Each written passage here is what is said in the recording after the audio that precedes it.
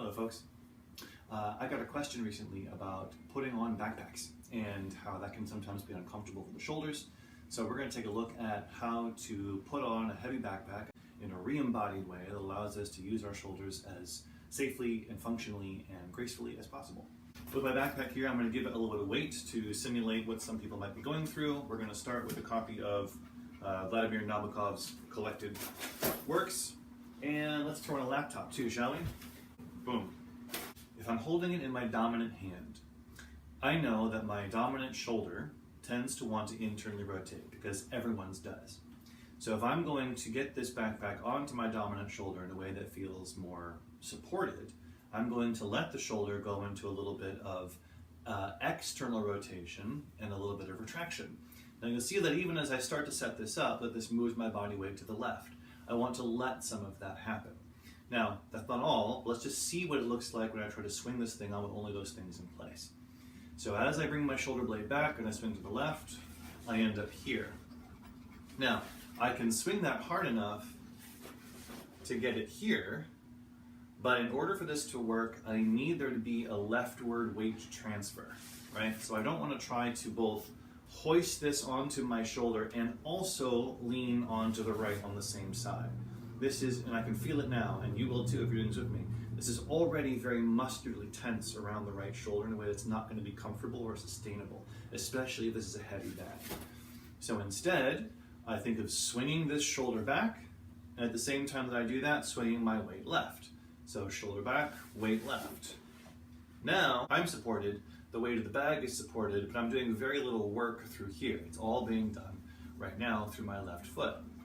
Now, to get the next strap in place, I know that my non-dominant shoulder, for me, my left, tends to want to externally rotate. It's weaker and less organized in internal rotation because that's how everyone's shoulders are. So, I'm going to accommodate for that to find that strap. So to reach my hand back there, I'm not just going to reach my hand back or pull my shoulder back. That would be the worst thing. If I pull this shoulder back to find this, again, I get so much more tension in this region than I need. Instead, I rotate this shoulder into internal rotation. And notice that it's not just the shoulder. I rotate the shoulder and I can also move my body. I'm allowed to organize this movement all throughout the spinal column in order to make it as efficient and dispersed as possible. So once again, I rotate and lean, and my fingers are already here. And you'll feel immediately how much more efficient that is than trying to reach back like this. Awful feeling, right? Rotate, I grab the strap. Now when I go through, I don't want to undo this rotation that I've gained unless I absolutely have to. So I stay forward and rotated and extend. Okay, look at that from this angle. The shoulder is forward, I'm forward. My solar plexus is down and soft, my belly is relaxed. I reach back. Now, I can go again further into that leftward lean. When I go to come up, the bend of my left elbow brings back around. So that accommodates for all of the tendencies of my dominant versus non-dominant arm. Dominant arm tends to internally rotate, and the elbow tends to flex. So I undo those things. I swing by externally rotating, leaning to the left. There it is. Now when I go for my left shoulder, I don't lean back, I lean forward and internally rotate till I find the strap. Push through, and then lean to my left, bend my elbow. It's simple, it takes almost no tension at all from the shoulders. And so if this was a heavy bag, it would be even more important. Now, let's look at it from the other way around. Let's say I'm starting in my left hand. I'm still going to do something similar, but I'm going to account for the same rules, right? It's not like because I'm doing it with my left hand that suddenly the rules change, but what my dominant versus non-dominant shoulder tend to do. My dominant shoulder still tends to internally rotate too much. My non-dominant externally rotate too much. So, to flip this backpack over, I'm going to again start with the shoulder forward, but I'm going to use that same weight shift. Matter of fact, if I swing my weight from left to right, I can create a swing in the backpack without ever moving my shoulder, right? Yes, I can do this, but given the relative weight of the backpack, this is not terribly efficient, whereas this allows me to move the backpack using my body weight. I'm much heavier than it is, so this is a more efficient transfer. So now, keeping this little bit of internal rotation, I'm going to swing around, right?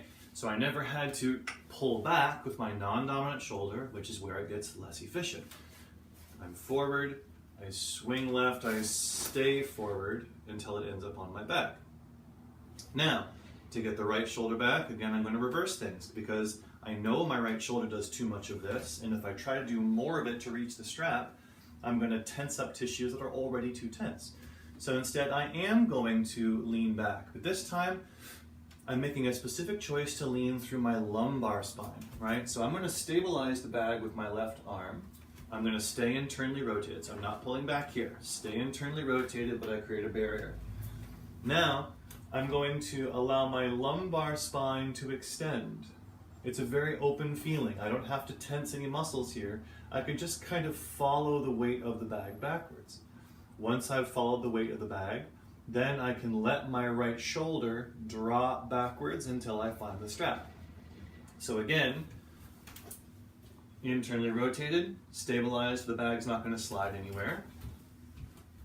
Slide, falling into the lumbar spine, pull back with the right shoulder until I can kind of tickle the strap there.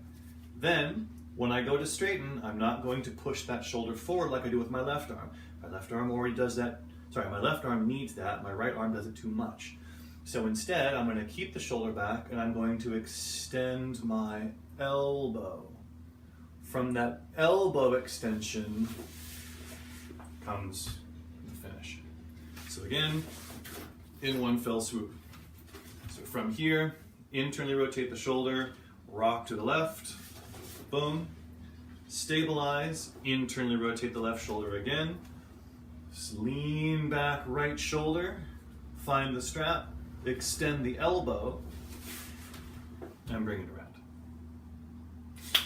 If this seems like an awful lot of stuff to go through to put on a backpack, then clearly you're not a person who experiences a lot of shoulder pain when you put backpacks on. That's fine.